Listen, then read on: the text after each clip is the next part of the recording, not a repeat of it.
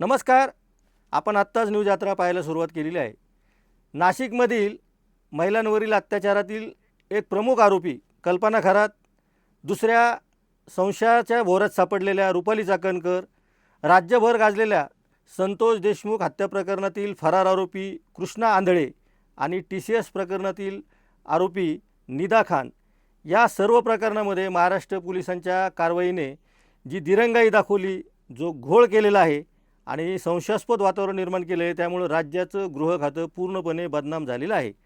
या 4 नावांमुळं राज्य सरकारवर एक मोठा धब्बा लागलेला आहे आणि त्याला विशेषतः राज्याचं गृह खातं आणि त्या गृह खात्याचे प्रमुख देवेंद्र फडणवीस हे जबाबदार आहेत. एक एक प्रकरण आपण आत्ता समजून घेऊयात. TCS प्रकरणातील आरोपी निदा खान हिला पकडण्यामध्ये पोलिसांना जंग पछाडावे लागले. ही आरोपी अक्षरशः मुंबईमध्ये एका डॉक्टरांच्याकडे जाऊन वैद्यकीय तपासणी करून आली, तरी तिचा ठांग पत्ता पोलिसांना काही केल्या लागत नव्हता. भलेही राज्यभरामध्ये या प्रकरणाचं एक राजकारण झालं, हिंदू आणि मुस्लिम असं एक ध्रुवीकरण करण्याचा या सगळ्या प्रकरणात प्रयत्न झाला, तरीसुद्धा निदा खान हिला वेळेत पकडणं पोलिसांना शक्य झालं नाही. ही काळ्या दगडावरची पांढरी रेघ आहे. दुसरा जे प्रकरणाचा आपण उल्लेख केलेला आहे ते आहे नाशिकचं भोंदूबाबा अशोक खरातचं प्रकरण. या प्रकरणातील आणखी एक आरोपी कल्पना खरात तब्बल 2 महिन्यांपासून फरार आहे आणि पोलीस अजूनही तिचा शोध लावू शकलेले नाही. कल्पना खरातसारख्या आरोपीला पकडण्यामध्ये पोलिसांना अपयश का येतं, यामागे केवळ पोलिसांची हतबलता नाही, तर एक संशयाचं वातावरणसुद्धा तयार झालेलं आहे. निदा खानच्या अटकेनंतर छत्रपती संभाजीनगरमध्ये तिला मदत करणाऱ्या नगरसेवक मतींचं घर पाडण्यात आलं.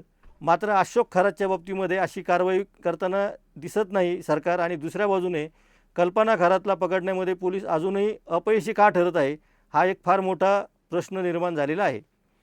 त्यामुळं राज्य सरकारवर प्रचंड मोठं संशय निर्माण केला जात आहे. या सगळ्या प्रकरणामध्ये कल्पना खरात ही जाणीवपूर्वक कोणाची मदत घेऊन फरार झालेली आहे का, असा सुद्धा आता आरोप केला जात आहे. त्यामुळं जोपर्यंत कल्पना खरातला अटक केली जात नाही, तोपर्यंत राज्य सरकारला या सगळ्या प्रकरणामध्ये सांगण्यासारखं काही असणार नाही, हेही तितकंच खरं आहे. कल्पना खरात का फरार झाली आणि कल्पना खरातला कोणी फरार केलं, हे सगळे प्रश्न जोपर्यंत तिला अटक केली जात नाही तोपर्यंत अनुत्तरित राहणार आहे.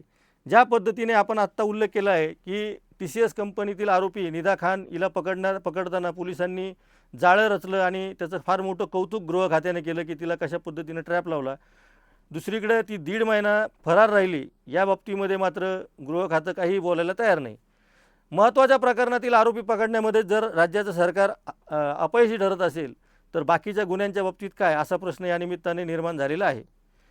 कल्पना खरातच्या बाबतीमध्ये पोलीस अशी इतकी दिरंगाई का करत आहे, हा प्रश्न आता सरकारला विचारण्याची वेळ आलेली आहे. आणि सर्वात महत्त्वाचा मुद्दा म्हणजे संतोष देशमुख हत्या प्रकरणातील आरोपी कृष्णा आंधळे 2 वेळा गावाकडे येऊन गेला, असा आरोप त्यांचे बंधू यांनी केलेला आहे, धनंजय देशमुख यांनी. आणि इतका गंभीर आरोप झालेला असतानासुद्धा कृष्णा आंधळेच्या बाबतीमध्ये सरकारकडे आज घडीला, विशेषतः गृह खात्याकडे आज घडीला सांगण्यासारखं काहीही मुद्दा नाही. त्यामुळं या 3-4 महत्त्वाच्या प्रकरणामध्ये गृह खातं कसं अपयशी ठरलं, हे आपण आत्ता समजून घेत आहोत. या सगळ्या प्रकरणामध्ये आणखी एक, याच प्रकरणातील संशयाच्या भोवऱ्यात सापडलेल्या राष्ट्रवादी काँग्रेस पक्षाच्या नेत्या रुपाली चाकणकर यांना सह आरोपी करा, अशी मागणी होत आहे. या सगळ्या प्रकरणाचा भांडाफोड झाल्यानंतर रुपाली चाकणकरांनी गृहमंत्री देवेंद्र फडणवीस यांची भेट घेतली होती.